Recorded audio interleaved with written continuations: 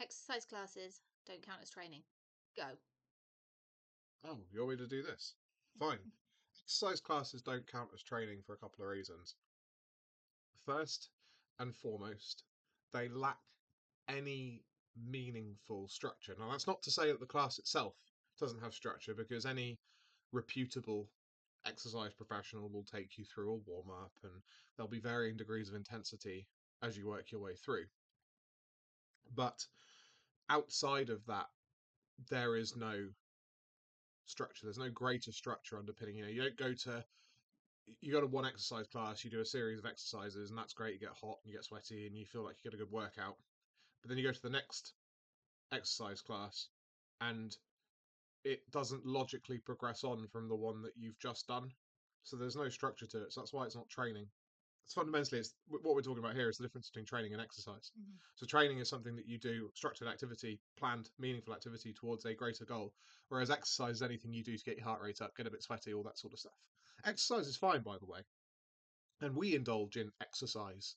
We go for walks, and I do my little micro workouts, which have no purpose beyond getting me to move and stuff.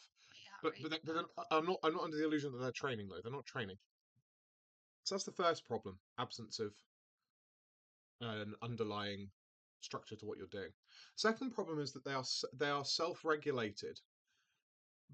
In They're self-regulated, but without I need to think about this a second, because when you have you need to be self-regulated in your training. Obviously, you don't, mindlessly, even when you're training and you have a workout set out for you, you don't mindlessly attack it. Like if you're feeling crap, you don't push because the spreadsheet says you're going to push. That's a very quick way to wind up injured, speaking from experience.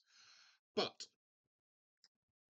the problem with exercise classes is that they either encourage you to push too hard or not push hard enough. And because you never really know what's coming next either, you're always kind of Keeping something in reserve. keeping too much in reserve, and then towards the end you're more likely to overexert and cause yourself problems potentially, or just so ultimately, really, they are not training. They don't count.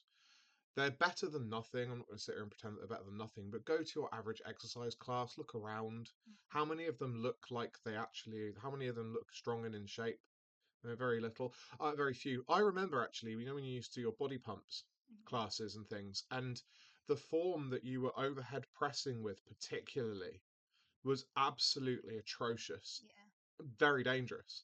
The way you were overhead pressing was incredibly dangerous. But that wasn't corrected by the person in the body pump class. So it was one of 40 people or whatever. Yeah, and also because in the body pump class, you're only using weights that you tickle yourself with. The heaviest barbell you'll see in a body pump class is like 5 kilos, isn't it? It's Yeah. like a 5 kilo fixed bar plastic thing. That's what you're using, and you can get away with using retarded form with stuff. You shouldn't, and you'll eventually hurt yourself if you carry on doing it long enough. But you then take that form, you start trying to train like you're in an exercise class in a gym with actual weights that are challenging for you, you're going to hurt yourself very badly.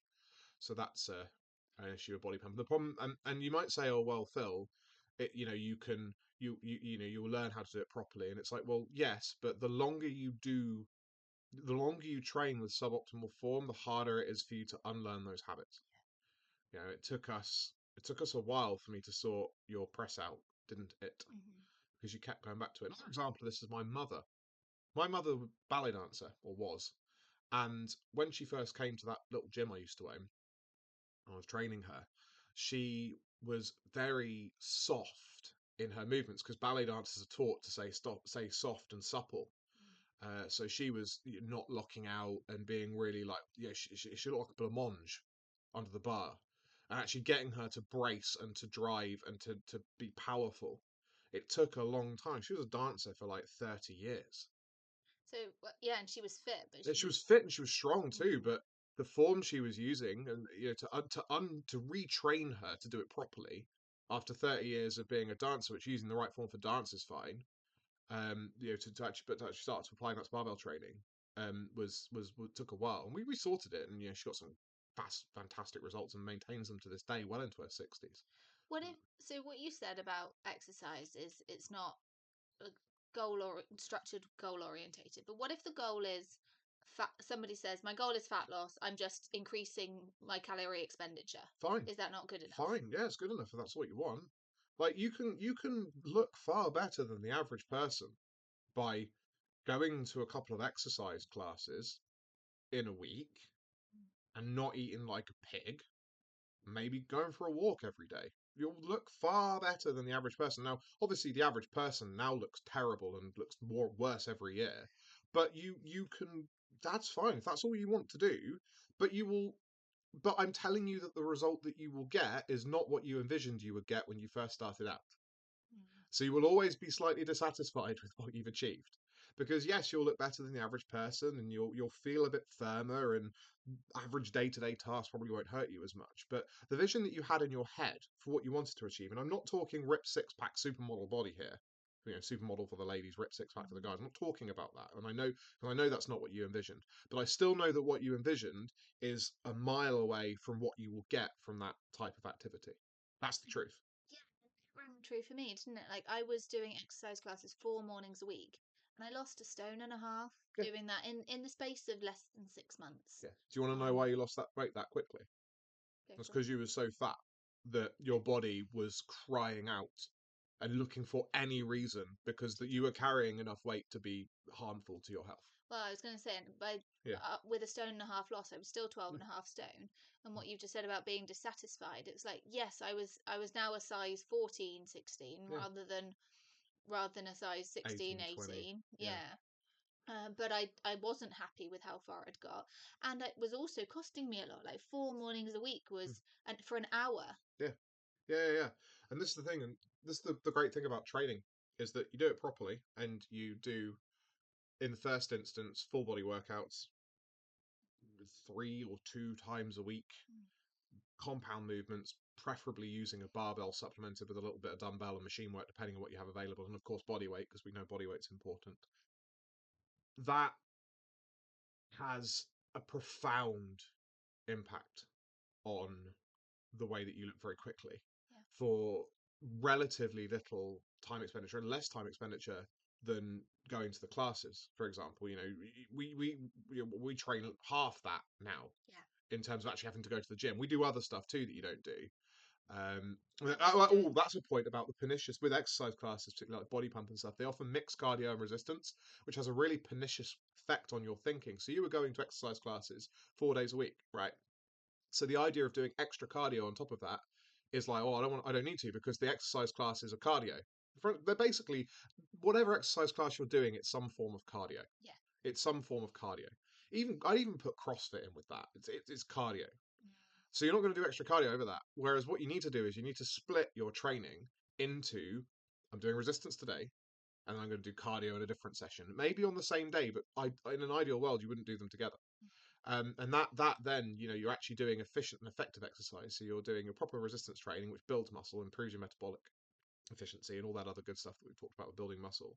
You then have a need to do proper cardio as well, because the weights workouts will not feel like cardio. So then you go out and you do your running or your cycling or your sprinting or ideally a mixture of all of those things in different sessions, ideally on different days. And that is what sends the results that you get to the stratosphere. When we talk about underlying structure as well with the training too, it's important to. In fact, no, you were going to ask me another question. Ask me another question. I was just going to say, and I don't think it necessarily has to follow, but I would say from my personal experience and observation of others, I think it normally does follow. As you said, because there is this combination of strength and cardio, it becomes that's my exercise time, and then nothing else in my life changed. Yeah.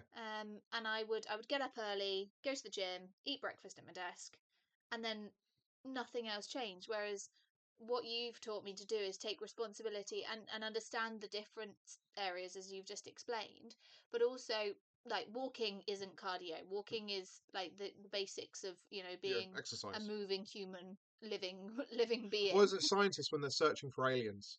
Yeah. They to define what life What is is. life? Movement is one of those. Yeah. One of those. I remember learning this in school. There are others as well, but movement was definitely One of one, the which is categories of why a life. rock isn't alive. Yeah. Yeah. So the other thing I was going to say about the training on the training front and what is training and this kind of structured, purposeful activity Yeah. towards a specific goal. This doesn't necessarily involve spreadsheets and complex calculations or anything like that. It can do, and it probably will do once you reach a certain level, especially if you want to take things into the kind of the late intermediate, advanced stages of training. 6 months, a year, 18 months, 2 years down the line, depending on how old and how motivated you are when you start, and how motivated you are. The you it it it just it just changes your entire perspective on things, doesn't it? It just changes your entire perspective on things, and also it's also fundamental because it forces you to use the right tool for the right job. Yeah. Forces you the right tool for the right job, and that's where the efficiency and effectiveness comes in. Because again, let's look. I'm sorry to keep kicking body pump while it's down, but you're doing some weightlifting adjacent movements with a bar or a pair of dumbbells or some of those. They have those colourful plates I've seen that they use. Yeah, with a short bar. Yeah, they do, and that you're doing some of those, and you're doing a little bit of cardio, and you're getting hot, you're getting sweaty, you're feeling good, you're getting an endorphin release and things. But that's not efficient. It's not efficient to do that because you're not using the right tool for the right jobs. Because the right tool to get stronger, the resistance training, is a barbell. Mm. In almost all instances, the tool is a barbell. I was having a conversation with my friend Martin Morrison. He's a martial artist and a good friend of mine, and well, I said conversation, we were swapping comments on LinkedIn. He was asking me about, how do you get your dumbbells into position and things, and he was saying how, he sees guys having handoffs and stuff, and I don't, I don't get behind any of that with dumbbells. My view on dumbbells is that, if you're having to put more mental or physical effort into getting the things into position, you're using that dumbbells, you're using it too heavy, which may mean that you have to use tiny little piddly chrome dumbbells. But then if you're using tiny little piddly chrome dumbbells, that means you shouldn't be using dumbbells at all. If you're a serious person, you should be building your strength and muscle and character with a barbell and earn the right to those advanced tools. So you're building strength with a barbell. And as I said to you before, we supplement that with dumbbells and machines for certain exercises, even when we're not necessarily strong in the barbell lifts, we still do some of that. That's the most effective way to get strong. And when you get strong, you build muscle too. And even if you don't want to be jacked like me, you still need to build muscle because muscle looks good and is good. So there's that. And then the most effective way to burn fat, well, not really burn fat, but the most effective way to build cardiorespiratory fitness is cardiovascular exercise, right? So we want to be doing that, and I'm sorry, I will not be told that using weights for cardio is a good idea. We do barbell complexes. I talk about them in the Conditioning Codex, one of my books, and there's a couple of other places. There are barbell complexes which can be used for cardio conditioning work, but never as a sole option. And typically I put them at the end of a strength workout, and then you do extra cardio on top of that. Mm. Would be my recommendation for those particular movements. Um, but yeah, no, the best tool for that is what you might think it is: going running, going cycling. Right, so your efficiency, and from efficiency comes effectiveness, right? So if you're using the right tools for the right jobs in the right way, it's obviously going to be more effective, isn't it? It's the same as trying to screw it, like you've got a screw and you need to replace a door handle and you try and use a mallet. You will get the screw will go in, but it will be very difficult, very uncomfortable, and the result will look pretty shit. Yeah. Whereas if you just use a screwdriver, right, it's efficient and effective, and that's the sum total of what I do and teach, isn't it? Absolutely. And it's really boring, it's really basic, and people don't really like spending money on it because, well, Phil, why would I spend money with you when you're not really teaching me anything new? And it's like, well, the reason you spend money with me, dickhead, is because if you knew it, you'd be doing it, and you wouldn't be reading my stuff. You probably won't be surprised to know, Jess, I don't consume fitness content on the internet Neither, at all neither do I. because I know what I should be doing. Neither do you, because we know what we should be doing. I do read stuff from the old days, the 40s and the 30s, and those kind of old school training and things. But all this modern stuff, like I don't bother reading it because we already know, and I'm doing it and I'm teaching it. So if you know it, then why are you not doing it? That's the answer. Just going back to what you're saying about the right tool for the right job. Yeah. When I was in when I was doing exercise classes 4 days a week, it was very much a do I go and do it? And my ego, as you said, was always I want to do it to the best and keep up with the instructor. Oh yeah. Um, or do I not go and I don't do anything? Yeah. And you've taught me how to mediate my workouts, but also what is the right tool for the right job today. Like if I'm feeling a bit stiff, actually some a weight resistance workout is probably the best thing. If That's a really good point. That critical thinking. You go to an exercise class, you don't have to think. No, That just follow what the person at the front, nice man or the lady at the front, wants you to does. do. And yes, they are this idea of using critical thinking. Like you do have to. There is nobody's going to be able to spoon feed you because you have to think about it realistically. Because what's going to happen if you lose access to the spoon? You go into exercise classes and I don't know, the instructor changes and you don't like them, or you can't go. They stop doing your class. Well, Or what the do fuck it are at a you gonna different do time. training wise? Nothing. Likewise, if you're paying a personal trainer to follow you around the gym like a dopey puppy and telling you what to do, what are you gonna do when you stop paying for when you realise actually I'm just paying for a rent-a-friend service and you Mm. stop paying them? Well, you're fucked, aren't you?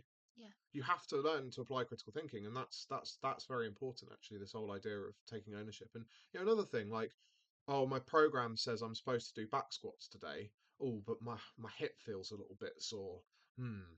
You know, if you're used to being spoon fed programs or spoon fed by an exercise class, or you're going to an exercise class, and but they get you to do squats, well, you're going to fucking hurt yourself. And before you jump in and say anything, I have seen people do this because spreadsheet says, Hmm. or because exercise instructor says. I very briefly PT'd at a gym, and I saw people and spoke to people who'd been to classes and stuff, and they'd done movements that exacerbated pain that they had because that's just what the instructor said.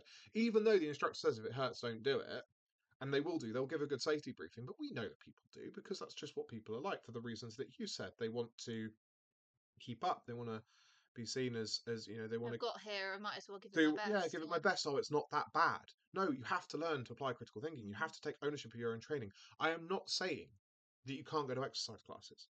I think it's gay, but if you want to go, you I can go. quite enjoyed Well, aqua. yeah, it's gay. But if you want to go and you can be gay and that's fine, like I've got no problem with that. But just not at the detriment of the rest of your training. Like for your aqua, for example, like if your aqua was taking away from your ability to do the stuff that actually moves the needle, your lifting workouts and your conditioning work, then yes, we're probably having a conversation about whether or not you should be doing aqua. But as it stands, it's just a bit of extra exercise, bit of extra movement. It's not Hmm. going to hurt, you know.